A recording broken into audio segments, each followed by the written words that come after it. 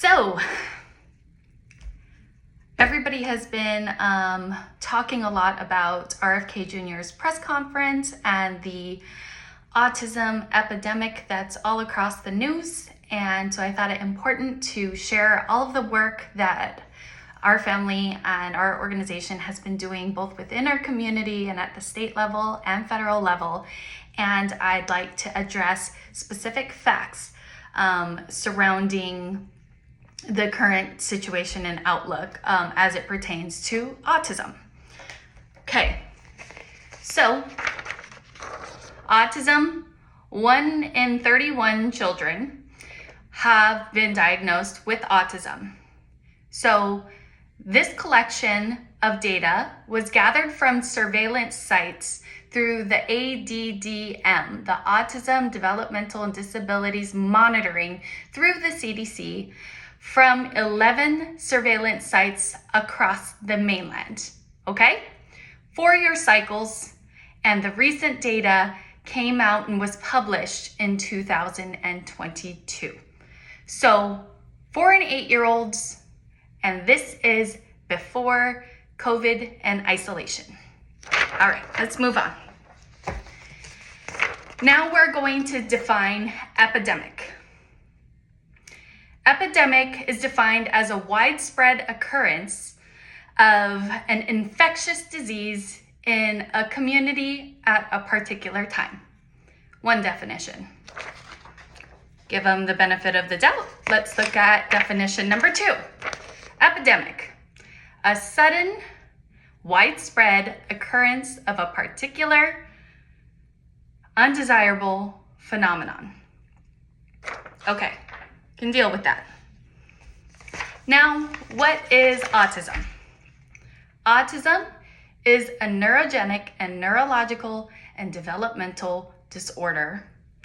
It is also considered a condition because the more that you support the lifestyle and build an environment that supports the neurotype, the way that that brain was born, the better the outcomes for that individual.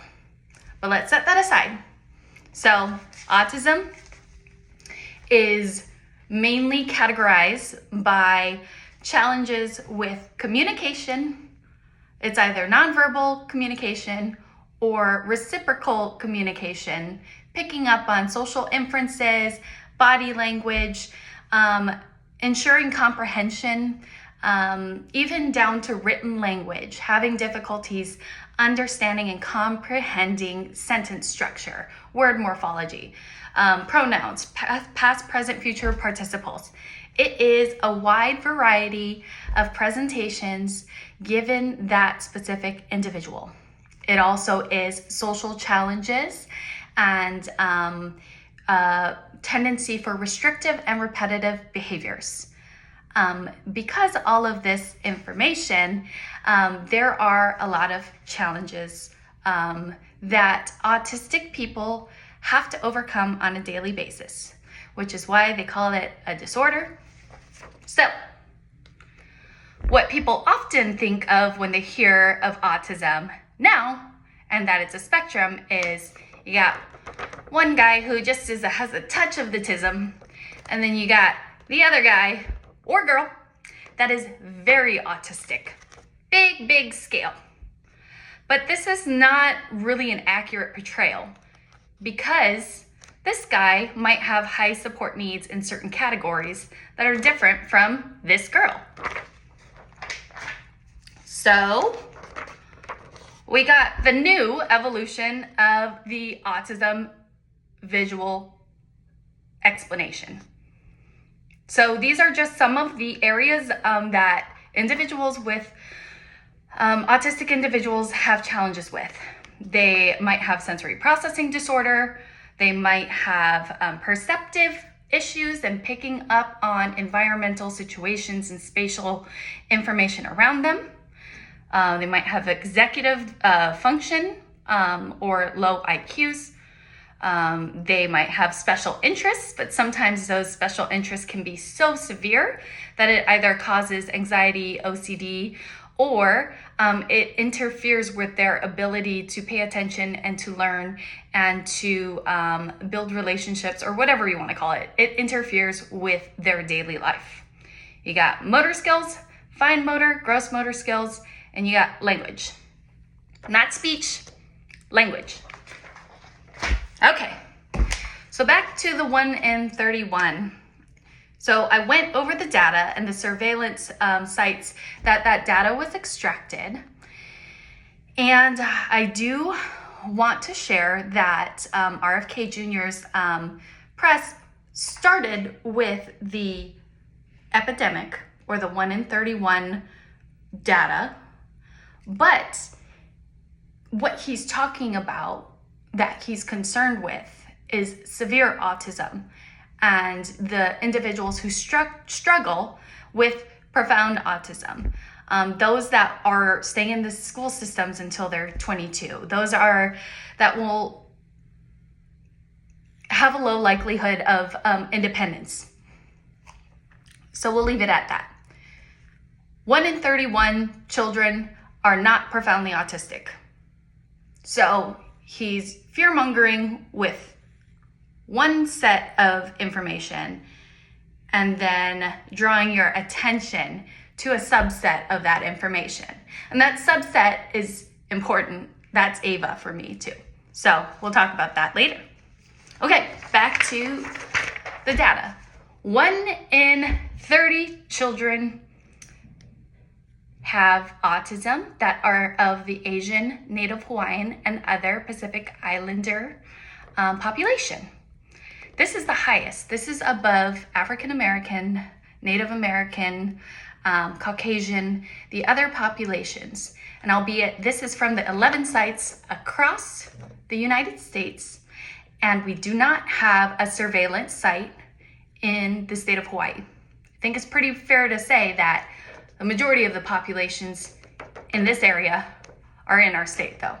So to me, it's a problem that we can easily address. Okay, another stat for you. $268 billion a year are lost toward autism for a variety of reasons. Medical, therapies, educational costs, and losses of parent productivity. I know a number of families that are only surviving on one income, that are living in ohanas below their family's main house. They might be single parents. They have broken up households. Whatever the scenario, these families have experienced devastating consequences, especially the more challenging the behaviors. So I'm not going to brush that off, because that is also something that our family has encountered, and you might not know that, but my work schedule is very restricted because I am the only one that can, frankly, pick up, transport, and take my children to the variety of therapies that they need in the afternoon. So that is valid, and 268 billion. So this is also why they are concerned, because if the prevalence is rising, and this is data from the older prevalence rates, this is what it's going to cost the federal government, according to the data. All right. So now, why are there so many autistic people nowadays? In the past, people in the 50s, 60s, older generations, whatever, before I was born, you can define it however you like. They lived in institutions and asylums, especially those with profound disabilities. They were called retards, feeble-minded, lunatics, and the women particularly were more in the category of hysteria. So these individuals that struggled because the world did not see their value and they could not pay their taxes, or whatever you want to call it, they were not valuable members of society. They were encouraged to be removed from their home and put into institutions. The last institution closed in 93, supposedly. Didn't look into it, bothers me, don't have time for that, okay? But what they moved to was a model called waiver services. So instead of putting people in homes, they found it valuable to support individuals with disabilities and meet them where they're at. Keep them at home with their families, but help the families by providing in-home support services. For us, it's called PAB services. That also covers individuals who will go out into the community. That's called CLSI. Helps them to be able to access different things. And for us, it's the beach. It's going on hikes. It's going to the arcade. It's going to a restaurant. And the third is respite, because sleep is very few and far between. Feeding is challenging, toileting is challenging, and sometimes caregivers need a break. Okay, those people I mentioned are funded by the Department of Health, specifically through Medicaid, and the Developmental Disabilities Division. So, not gonna get into it, but there's all the noise about Medicaid being cut. Detrimental. Aside from the threat of cutting Medicaid, our state is cutting $4.5 million over the next 2 years from IDD services. They're removing this from the proposed budgets from the Ways and Means Committee. Ways and Means Committee 1. This equates to more of $9 million because of the federal match. So our direct support workers are working really hard, fabulous people. We're massively understaffed because they're only able to be paid $17 an hour for the most part. Changes depending on what program they focus on or their added credentials. But we can't afford to offer a livable wage, especially if the budget is being chopped off at the knees. Okay, but there's another budget that we can talk about. The Autism CARES Act. CARES stands for Collaboration, Accountability, Research, Education, and Support. This was passed and approved in December 23rd, 2024 for $2 billion over the next 5 years. So $2 billion have been set aside and safeguarded for collaboration, accountability, research, education, and support. That is excellent. What does that look for us in the state of Hawaii? We have partnered with Vanderbilt University, and we have worked with a number of our local legislators, including Janae Capella, Senator Drew Kanua, and a number of people who actually collaborators within the community, from early intervention, UH Manoa. So many people were supported. In fact, it's over 40 testimonies that were in support of this resolution. This resolution states, urging the Department of Education, Department of Health, and other relevant stakeholders to collaborate and develop a strategic plan to prepare for Hawaii's pursuit of funding for and participation in the CDC's and prevention's public health surveillance for estimating autism prevalence, but estimating autism prevalence as it pertains to the state of Hawaii. We want to understand the full scope of the problem, the full scope of the challenges for our keiki, and the pressure that is put on the Department of Education, the Department of Health, and all of our resources. This even trickles down to foster care systems or EBT, SNAP, because of the loss of worker potential from the caregivers. So understanding the scope is important. Understanding and providing more insight to a subset of that information and that surveillance as it's locally and culturally relevant is important. And understanding profound autism versus autism. And somebody that has profound autism needs 24/7 care because of their particular profile and high needs for support in a variety of areas. So I am a part of the Profound Autism Alliance, and I am the Hawaii State Advocacy Leader. And one of our goals is to get this proclamation for Profound Autism Day signed so that we can closely work and recognize the differences between autism and profound autism. Back to history, 2014, the DSM-5 changed. Before, you had autism, you had some things of which people called Kenner's disease or whatever it was called, but you did not have Asperger's and you did not have pervasive developmental disorder. So high functioning, brilliant savant, has perfect pitch, whatever a stereotype you want to relate to Asperger's. Sure, they might have special gifts or they might be incredibly smart. That doesn't mean they don't need support. And hey, every human being needs support, but you know what I mean. Pervasive developmental disorder, delayed speech, developmental delays that continue and continue past certain developmental milestones.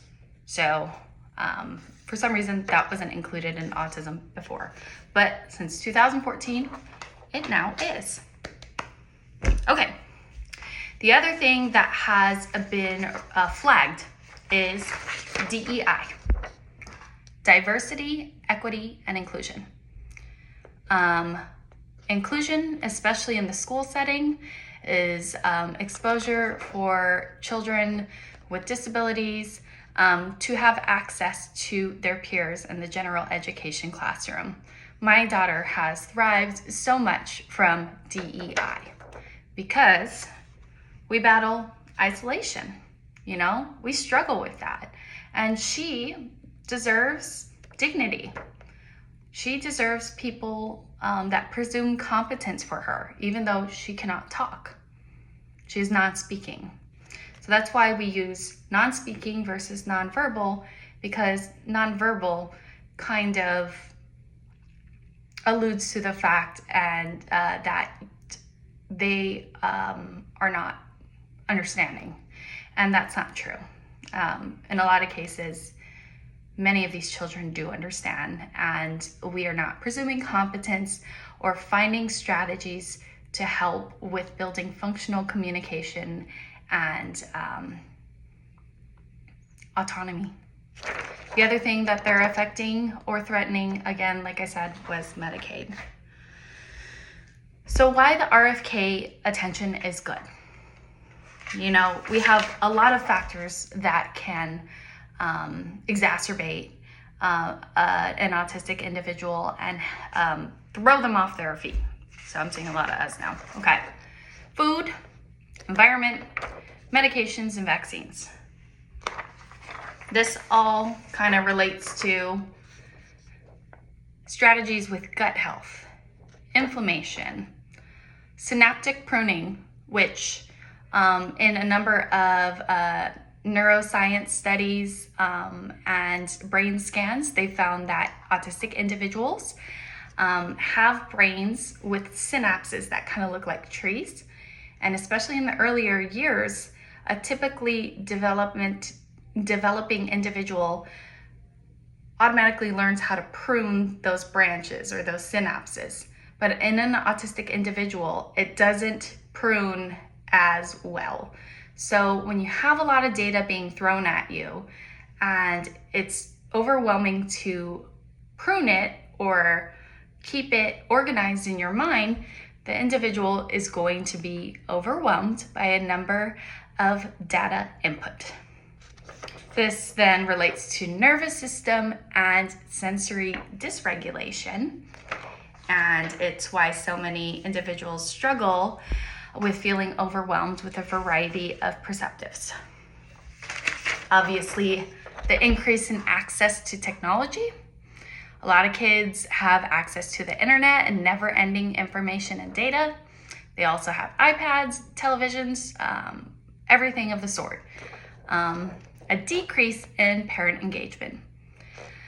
For me, parents obviously love their children, but when they get stressed out, mental health, overwhelm, this becomes a big key player because a lot of people are on their phone, and I'm not blaming parents. This is one small factor in the big picture, okay? We got to take accountability, not pointing fingers at anybody, just this one, okay? And then lastly, inflation and stress. So inflation, costs are rising. It's really hard to survive on a single income, let alone put a roof over our heads, pay for our $300 grocery bill here in Hawaii.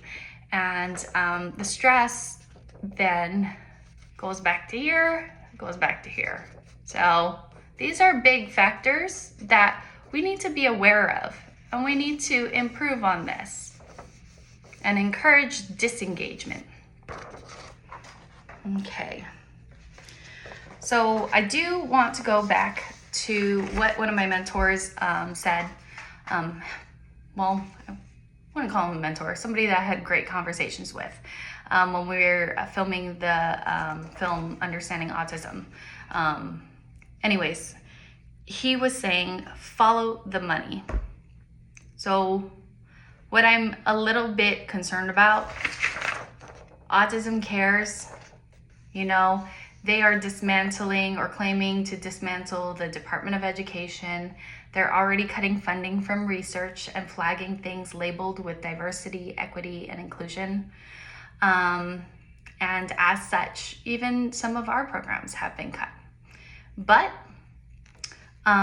this, again, was that $2 billion that was set aside. And I fear that if they're claiming this is an epidemic, a disease that needs to be cured, this is going to be a transfer of money and not necessarily a useful one, because we have to think about all of the costs of supporting our individuals with intellectual disabilities and autism. Okay, moving forward, an opportunity for growth is not to focus on epidemic and epidemia. It's not a disease. Maybe we focus on epigenetics. Epigenetics are how your behaviors and environment can cause changes that affects the way your genes work. Makes sense, right? I do want to give a little history. I'm not completely angry at RFK Jr. It did feel gut-wrenching, and it brought up a lot of very sad feelings for me, because I thought, especially very early on, I used to hyper-focus on the fact that Ava would never have tea parties with me. Ava would never, be able to dance the hula and join a halau. Ava will likely live with us for the rest of our lives, and I have to think about her life. It's my life's work because it involves her life and her outcome in her future. Because unfortunately, she will not be independent enough to have that. And that's okay. That's okay. And if there's any research out there that will help her and her outcomes, so be it. I support that. Some of the things that we did try, though, when Ava was 4, was GCMAF homemade probiotic. I used to, I had to buy raw milk and make my own probiotic at home. And supposedly the effects that it had on, her microbiome were highly effectual. I tried that. Tried the Nemetschek protocol. I tried the gluten-free and dairy-free diet. And we tried it, and I tried it. Hey, it's like any diet. It helped a lot. We felt healthier. But did it cure her? Did it fix her autism? Did it magically result in her speaking? No. And I had my hopes so high, and then I was devastated. So I'm a simple human being, and I just decided I needed to stop trying to cure her. But that being said, there's a lot of science out there. I'd highly recommend looking up Gary Brecka. For those of you who are aware of the methylation aspects and then the inability to methylate properly and all of the subsequent genes or other variations of the genes that might be altered, this means that the body can't process toxins out. So I do support investigating the environmental factors and the toxins, but it just needs to be done with dignity and respect for what people are going through. I don't know how else to say it, because what we're going through is isolation and stigma. And all those words that came out of his mouth have resulted in these two very factors over Autism Acceptance Month. My family has been more isolated and we've been more stigmatized. And going to the fact that Ava will never be able to pay taxes, or whatever he said, I'm not gonna quote it, it's kind of whatever, moot point. But I came to this a while ago, and Ava is incredibly inspirational because of the challenges that she experiences in her life every day. She has positively impacted the lives of so many people in our community. We support over 150 kids and their entire families here in Kona. And we support over 45 kids and their entire families over on the east side. And we're growing organically. We've had outreaches from the other islands wanting to start the programs exactly what we do. But it's not easy because we're not funded. It's all donations from the community at this point and zero grants. But going back to Ava and her inability to make a capitalistic contribution to society, I beg to differ. She provides something of incredible value. She exchanges that. Her interactions with others. She has inspired so many people and changed so many people's lives because they are willing to look and listen and be compassionate and empathetic when it comes to humanity and social responsibility. And that is something that's way more valuable than paying her taxes. Besides, a lot of those people don't even pay taxes anyway. And then back to the final data point, or not back to, coming to the final data point. Spoiler alert, 1 in 31 children have autism. In my household, 3 in 3 children have autism, plus me and my inner child. So, is that an epidemic? No. Is Ava's future important? Yes. I hope that helps.